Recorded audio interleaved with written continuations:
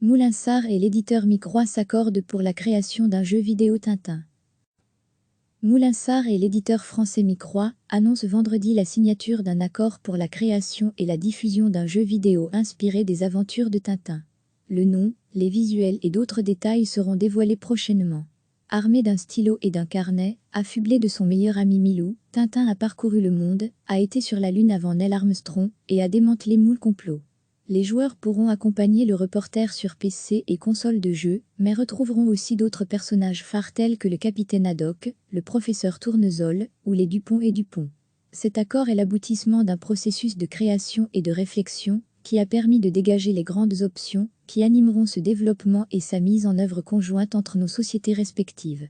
C'est pour nous un rêve qui devient réalité, réagit Stéphane Longard, CEO de Microix, dans un communiqué.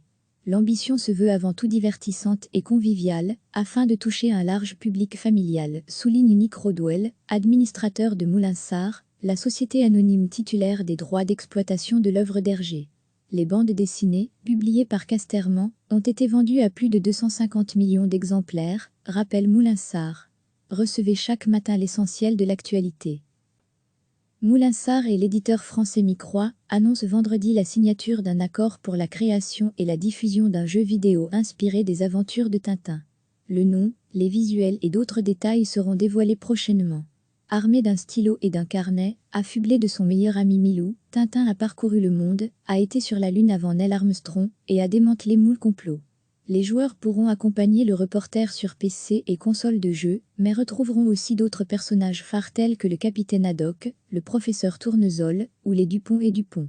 Cet accord est l'aboutissement d'un processus de création et de réflexion qui a permis de dégager les grandes options qui animeront ce développement et sa mise en œuvre conjointe entre nos sociétés respectives. C'est pour nous un rêve qui devient réalité, réagit Stéphane Longard, CEO de Microix, dans un communiqué.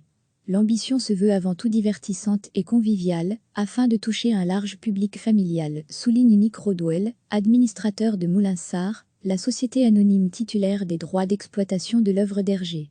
Les bandes dessinées, publiées par Casterman, ont été vendues à plus de 250 millions d'exemplaires, rappelle Moulinsart. Cliquez sur s'abonner pour recevoir les dernières nouvelles.